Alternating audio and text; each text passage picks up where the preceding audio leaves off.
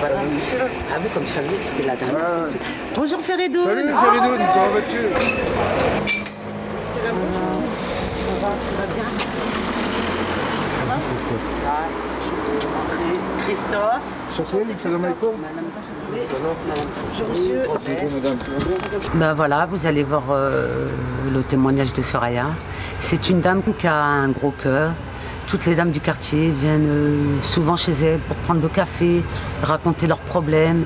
Malgré tous ces problèmes, elle est disponible pour tout le monde. Si une dame elle a un problème ou quoi que ce soit, elle est là, elle aide.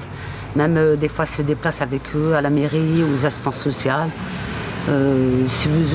Si quelqu'un a faim, il y a toujours une assiette en plus chez elle, elle est souriante. Même des fois, on peut dormir chez elle. C'est une dame, on peut compter sur elle, malgré tout ce qu'elle traverse, quoi. Malgré tout, elle garde le sourire. Et moi, je souhaite pour elle qu'elle va s'en sortir, pour elle et ses enfants. Et puis, c'est une femme qu'on vaut la peine. Voilà, et elle me touche beaucoup. Je suis arrivée ici en juillet 2008 et j'ai constaté les problèmes d'insalubrité dans mon appartement qui est de 46 mètres carrés pour un loyer de 1023 €. 3 mois après ma location de logement, j'ai vu tous les problèmes d'humidité, des moisissures, des limaces, des souris qui sont sorties, des fils d'électricité ils étaient cachés, mais nous on ne savait pas si ça marchait ou ça ne marchait pas parce qu'on n'a pas d'expérience dans tout ça. J'ai fait appel à la mairie de Lila, le service d'insalubrité pour dire au secours. Je suis dans votre ville il n'y a pas longtemps. Je viens pour faire une demande de logement que je l'ai déjà fait.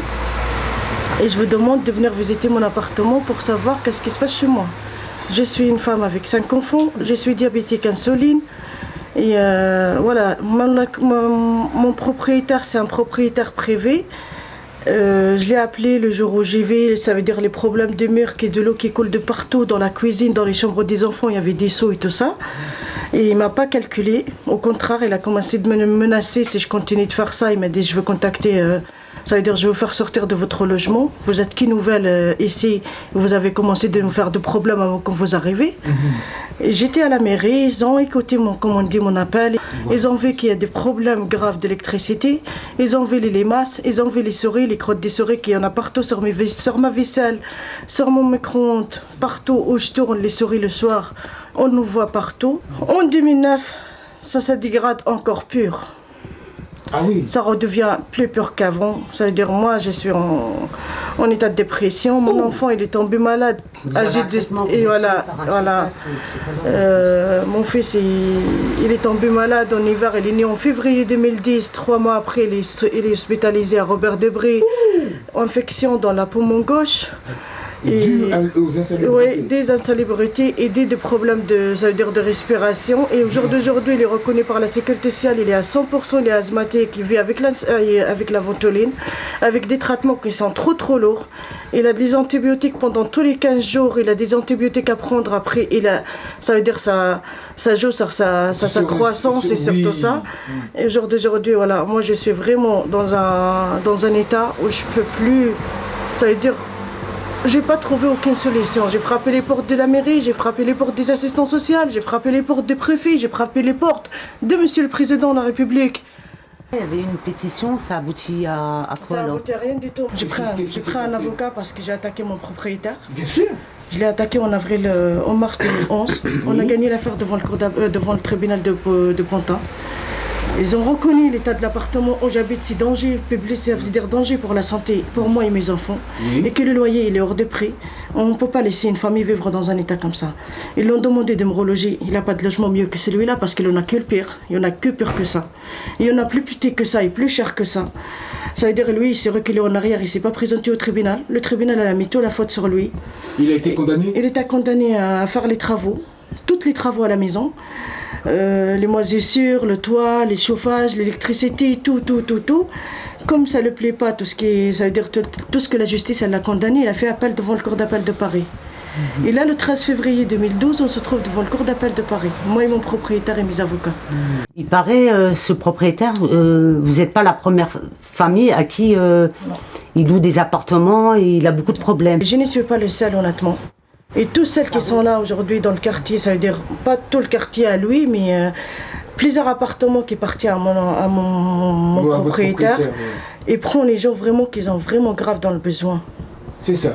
C'est pratiquement un marchand de C'est un sommeil. marchand de sommeil. Et vous avez toujours réglé vos loyers, madame? J'étais toujours en règle et c'est la seule chose, comme on dit, j'étais gagnante devant le tribunal de Pantin. Et le plus grave dans ça, c'est que j'en ai 2 enfants à l'âge de 2 ans, à 11 ans, ils sont placés au foyer. À cause de tout ce que je suis en train de vivre. Ça fait 1 an et demi, déjà bientôt 2 ans, que mes deux jumeaux, Farah et Ryan, qui sont nés en 2001, ils sont placés en foyer à la Farandole, à Saint-Denis. Avant, ils partageaient une petite chambre avec leurs 4 frères. Aujourd'hui, nous, on est en train de souffrir, mais personne ne sait qu'est-ce qu'ils peuvent faire pour nous. Et le même, comme on dit, le même mot par tout le monde, c'est le système, madame. Il n'y a pas de logement vide, il n'y a pas de logement de F5, il n'y en a pas. Qu'est-ce qu'on pourrait vous donner maintenant comme logement qui pourrait vous donner satisfaction au moins? C'est un F5. C'est un F5. Voilà, c'est un F5 qu'il faut pour voir, parce que j'ai 4 garçons et une fille. Et moi et mon compagnon, on est 7 personnes. 7 personnes. 7 personnes. Honnêtement, je suis... Est-ce qu'il y a moyen de visiter votre appartement? Il n'y a aucun problème. La salle de bain, elle est là. C'est humide, on sent l'humidité. La fenêtre, elle se ferme pas. Vous voyez un peu? C'est jamais fermé. Ah ouais, carrément. On fait la douche, on est obligé de faire un chauffage de dehors pour faire la douche pour le petit. En hiver, bah... Oh là là. C'est le petit avec moi où il dort. C'est là qu'il dort, le petit? Voilà, c'est là où il partage ma Mais chambre. là, c'est votre chambre. Ça, c'est mon lit à moi. Là, on voit de l'humidité, là. Ah, mais tu sais que c'est dangereux s'il pleut beaucoup. C'est vrai. Hein. Regardez. Et ça, c'est qui dort ici? Ouais, ça. Qu'est-ce que c'est, ça, là? C'est l'humidité. Comme des champignons après. C'est vrai, c'est dingue, Et le loyer, madame? c'est hyper dangereux.